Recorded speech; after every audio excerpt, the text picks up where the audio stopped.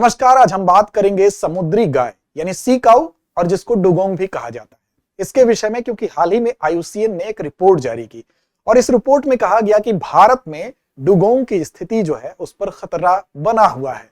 खतरा क्यों बना हुआ है, डुगोंग के विषय में जानेंगे, क्यों यह महत्वपूर्ण होता है समुद्री पारिस्थितिक तंत्र के लिहाज से। सभी पक्षों को समझते हैं। चलिए शुरुआत करते हैं। सबसे पहले बात करेंगे खबर की।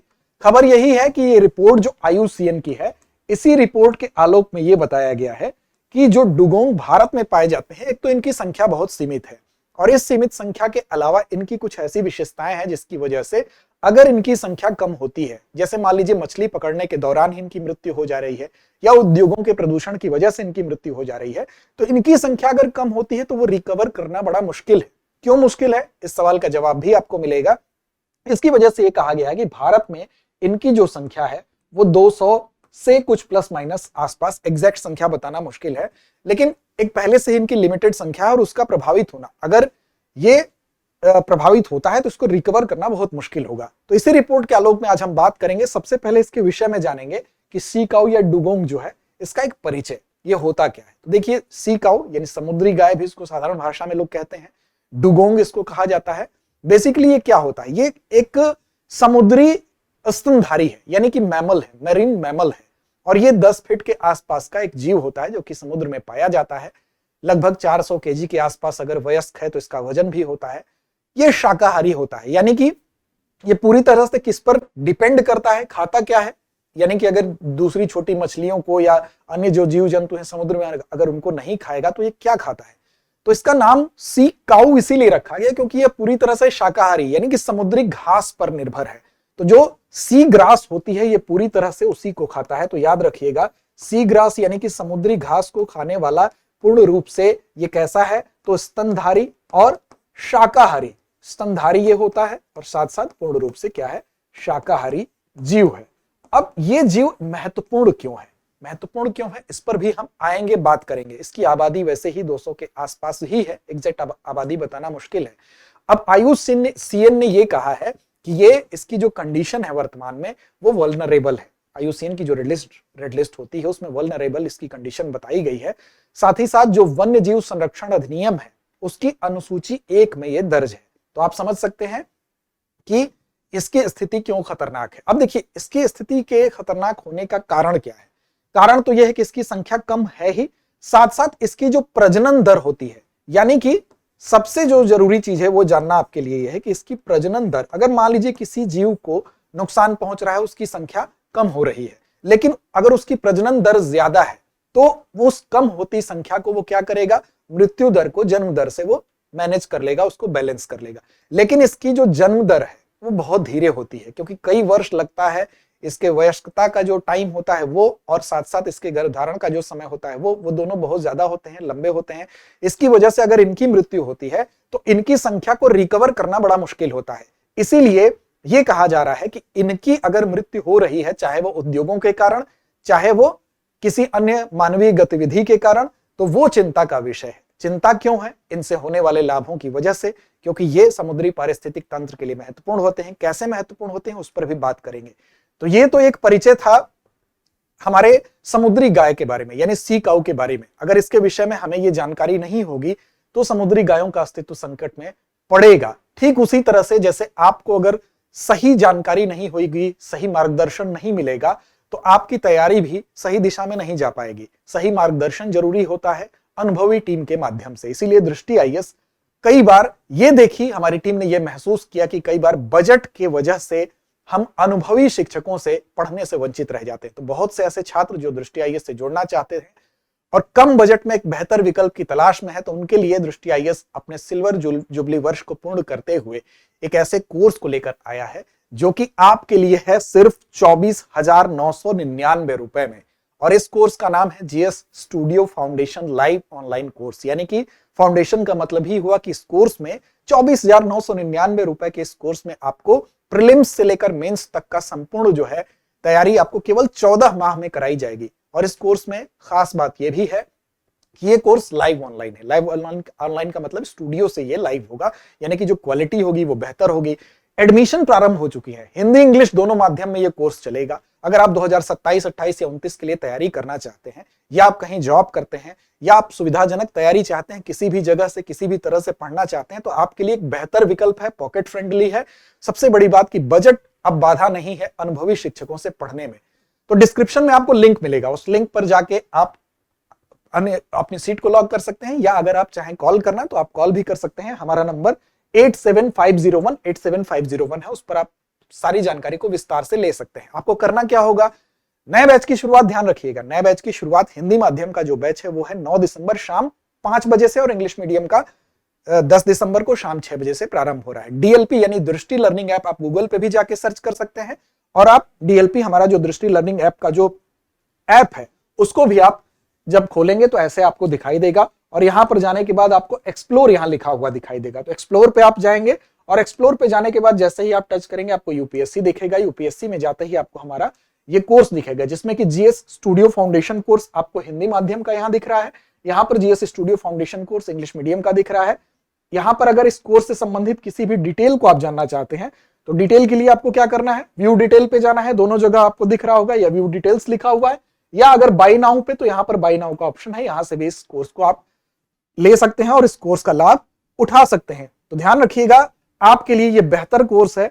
इसकी अन्य विशेषताओं पर भी एक नजर डालते हैं। अन्य विशेषताओं की अगर बात करें तो देखिए, यहां पर 18 माह इस कोर्स की वैलिडिटी होगी। 14 माह में आपको सारा कोर्स प्रीलिम से लेकर मेंस तक कवर किया जाएगा। लेक्चर के दौरान बोर्ड पर जो भी लिखा जाएगा पीडीएफ के रूप में आपको दिया जाएगा। क्लासेस के दौरान लाइव चैट की सुविधा मिलेगी, कोई आपकी समस्या होगी तो उसका निस्तारण हो सकता है। 18 क्लास टेस्ट भी होंगे, प्रीलिम्स और मेंस के दोनों। इससे आप टेस्ट के माध्यम से अपने अभ्यास को बेहतर कर सकेंगे। Printed class notes, 10 colour GS booklets दी जाएंगी। 2 वर्षों तक करंट अफेयर्स का आपको पूरा जो है एक्सेस दिया जाएगा। यानी भले ही इसकी वैलिडिटी 18 माह की है, लेकिन करंट अफेयर्स आपको 2 साल के लिए एक्सेस करने की यहां पर सुविधा मिल रही है। और मासिक पीडीएफ संग्रह आपको 2 वर्षों तक करंट अफेयर्स का दिया जाएगा। तो एडमिशन प्रारंभ हो चुका है। इसमें आप एडमिशन से संबंधित किसी भी जानकारी को चाहते हैं तो आप 87501, ये हमारा नंबर है 87501 पर आप कॉल कर सकते हैं और इसका लाभ उठा सकते हैं। तो चलिए बात करते हैं, भारत में ये पाए कहां जाते हैं। यानी सी काऊ की अगर बात हो रही है तो सबसे पहले ये जान लेते हैं कि कहां कहां पाया जाता है, फिर हम रिपोर्ट के आधार पर आगे की पक्षों पर भी अपनी चर्चा को आगे बढ़ाएंगे। देखिए, अगर बात करेंगे तो गल्फ ऑफ कच्छ और अंडमान निकोबार में जब अगर देखेंगे, यानी कि गल्फ ऑफ कच्छ की अगर हम बात कर लें, यानी कच्छ की खाड़ी में, और अंडमान निकोबार की अगर बात कर लें, इन 2 जगहों पर अगर आप देखेंगे तो इनकी स्थिति जो है वो ज्यादा जोखिमपूर्ण स्थिति है। यानी कि गल्फ ऑफ मन्नार में, गल्फ ऑफ कच्छ में देख लीजिए, और साथ साथ आप देख लीजिए अंडमान निकोबार में, यहां पर इनकी स्थिति जो है वो ज्यादा जोखिमपूर्ण स्थिति है। साथ ही साथ 2 अन्य स्थान आपको मैप में दिखाई दे रहे हैं, गल्फ ऑफ मन्नार और साथ साथ पाक बे, यानी पाक जो खाड़ी है। इन 2 जगहों पर इनकी संख्या जो है, सी काऊ की जो संख्या है वो ठीक ठाक संख्या है, यहीं पर उनका वितरण ठीक ठाक मिलता है। तो भारत में अगर आप देखें तो 4 जगह आपको दिखाई दे गए जहां पर इनका वितरण है। गल्फ ऑफ कच्छ में है, अंडमान निकोबार में है, पाक बे में है, गल्फ ऑफ मन्नार में। तो आईयूसीएन की जो रिपोर्ट है उसमें यह कहा गया है इन 2 जगहों पर भी संख्या कम हुई है, डुगोंग की संख्या इन 2 जगहों पर भी कम हुई है, लेकिन जोखिमपूर्ण स्थिति गल्फ ऑफ कच्छ और अंडमान निकोबार में बनी हुई है। अब इसमें कारण यह है, कई बार जो मछली पकड़ने के लिए जाते हैं लोग, तो मछली पकड़ने के नेट में, जाल में ये फंस जाते हैं। कई जगहों पर आप देखेंगे तो वहां पर विशेष रूप से अगर कच्छ की खाड़ी की बात कर ले तो वहां पर छोटी आबादी का कारण यह है कि वहां पर पर्यावरणीय जो है दबाव ज्यादा है। उद्योगों की वजह से जो बहुत सारे ऐसे केमिकल्स हैं वो जाते हैं। तकरीबन 46 ऐसे केमिकल्स देखे गए जो इनके शरीर में पाए गए। 46 की संख्या, जहां पर इतनी कम आबादी है, 46 की संख्या अगर केमिकल से प्रभावित है तो एक बड़ी संख्या है। तो ये कुछ ऐसे कारण बताए गए जिसकी वजह से इनकी संख्या प्रभावित हो रही है। अब ये पाए कहां जाते हैं, तो देखिए यहां पर इन 2 जगहों पर, चाहे पाक बे हुआ या गल्फ ऑफ मन्नार हुआ, यहां पर इनकी संख्या ज्यादा होने का कारण क्या है? कारण यह है कि इनकी डिपेंडेंसी किस चीज पर, इनका भोजन क्या है, तो सी ग्रास इनका भोजन है। और इन 2 जगहों पर जो है वो सी ग्रास जो है, समुद्री घास जो है वो पाई जाती है। क्योंकि समुद्री घास पाए जाने के लिए कंडीशन क्या होनी चाहिए? ठहरा पानी होना चाहिए, कम गहराई होनी चाहिए और शांत पानी होना चाहिए। और ये सारी कंडीशन यहां पर मिलती है, ठहराव भी है, कम गहराई भी है, शांत पानी भी, जिसकी वजह से सी ग्रास पाई जाती है। और सी ग्रास को खाने के लिए ये यहां पर पाए जाते हैं। अब सवाल ये उठता है कि इनका वितरण तो आप समझ गए कि इनका महत्व क्यों है, इनकी कम होती संख्या से हमें क्या चिंता है। तो दरअसल इनका महत्व इस तरह से है कि आप जानते हैं कि अगर जो ये सी ग्रास को खाएंगे, एक तरह से जैसे गाय जो है घास चरती है, वैसे ही समुद्र के अंदर जो ये सी काऊ है, ये क्या करेगी, ये भी घास को चरने का काम करेगी। तो ये एक तरह से प्राकृतिक छटाई का काम करता है कि नेचुरल तरीके से हम जैसे कि फसलों की क्या करते हैं, छटाई करते हैं, पौधों की छटाई करते हैं, उसी तरह से जो पुराने पौधे होते हैं या जो गिरे हुए खराब पौधे होते हैं, खराब टहनियां होती हैं, उनको अगर अलग करने का काम ये कर रहे हैं नेचुरल तरीके से, तो मृत या अन्य जो हम कह सकते हैं सी ग्रास है, उसको हटाने का ये काम कर रहे हैं और साथ साथ प्राकृतिक एक छटनी का काम कर रहे हैं। तो इससे क्या होता है कि सी ग्रास की जो विविधता है वो बनी रहती है। साथ साथ कहीं एक जगह पर अगर इनकी चराई नहीं हुई तो एक जगह पर सी ग्रास बहुत घना हो सकता है, बहुत ज्यादा हो सकता है। तो इस चीज को ये मेंटेन करने का काम करते हैं। तो पहला काम ये क्या करते हैं, पहला काम ये क्या करते हैं कि सी ग्रास की जो पारिस्थितिकी है, उसका जो इकोसिस्टम है, उसको ये मेंटेन रखने का काम करते हैं। दूसरा काम ये क्या कर रहे हैं कि सी ग्रास जो बेड है उसको समुद्र तल में अगर आप देखेंगे तो जो सी ग्रास का बेड होता है, यानी ये जो घास होती है, ये क्या करती है, ये कार्बन सिंक का काम करती है, कार्बन को कैच करती है और उसको स्टोर करने का काम करती है। ये जितने स्वस्थ रहेंगे, जितने हेल्दी रहेंगे, उतना ज्यादा ये ब्लू कार्बन और जलवायु नियमन का काम करते हैं, यानी कि कार्बन को उतने बेहतर तरीके से ये स्टोर करके लॉक करके रखने का काम करते हैं। तो कार्बन लॉक कई वर्षों तक रहने में सक्षम कैसे होगा, कार्बन को सिंक करने का काम ये कैसे करेंगे, जब ये हेल्दी कंडीशन में रहेंगे। और इनको हेल्दी रखने में योगदान किसका है, तो समुद्री जो गाय हमारी है यानी सी काऊ का योगदान है, डुगोंग का योगदान है। साथ ही साथ पोषक चक्र की अगर बात कर लें और मछली उत्पादकता की बात कर लें तो उसमें भी इनका योगदान होता है, क्योंकि जो इनकी चराई होती है, इनकी चराई की वजह से ही तलछट से जो पोषक पदार्थ होते हैं, जो तलों में पोषक पदार्थ होते हैं, वो विमुक्त होते हैं। और उनके विमुक्त होने से क्या होता है, तमाम ऐसी जो मछलियां होती हैं उनको खाती हैं। इसकी वजह से जो इनकी चराई से यानी सी काऊ की चराई से मुक्त होने वाले पोषक तत्व हैं, वो किसी और के लिए आहार का काम कर रहे हैं और उससे मछलियों का प्रोडक्शन इस एरिया में ज्यादा होता है जहां पर सी काऊ पाई जाती है। तो मछलियों के प्रोडक्शन के होने से अगर वहां पर मछली पकड़ने का काम हो रहा है तो एक रिपोर्ट ये बताती है, एक रिसर्च ये बताती है कि उससे 2 करोड़ रुपए प्रति वर्ष इन क्षेत्रों से ज्यादा आय होती है। किसकी वजह से, सी काऊ की वजह से। तो आर्थिक रूप से भी ये लाभकारी है, पारिस्थितिक रूप से लाभकारी है ही। आप देख रहे हैं कि कार्बन सिंक के रूप में कैसे ये योगदान दे रहे हैं।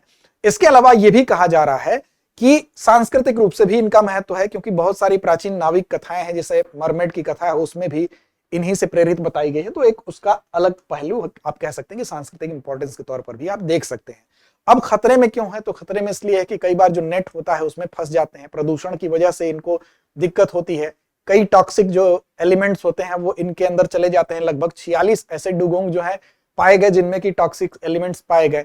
तटीय विकास जो हम करते हैं उसके चक्कर में कई बार जो सी बेड, सी ग्रास का जो एरिया होता है वो प्रभावित होता है। कई बार हम इन चीजों की अनदेखी कर देते हैं। इसके अलावा इनका धीमा प्रजनन, जिसकी वजह से इनकी रिकवरी नहीं हो पाती है, इसलिए इस दिशा में विशेष रूप से सचेत होने की जरूरत है।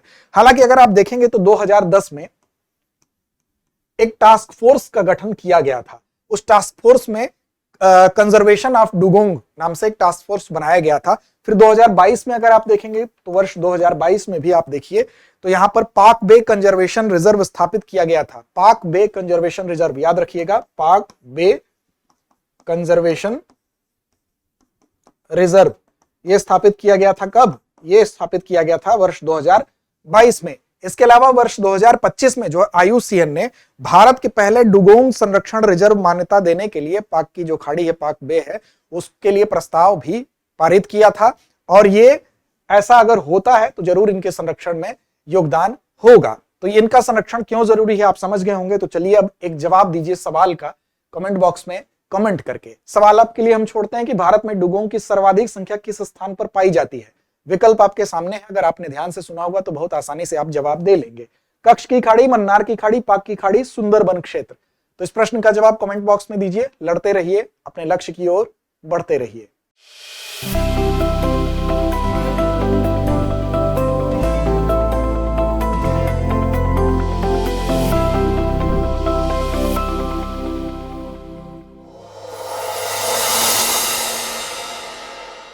अब एग्जाम की तैयारी को और बेहतर करने के लिए हमारे चैनल को लाइक, शेयर और सब्सक्राइब करना ना भूलें।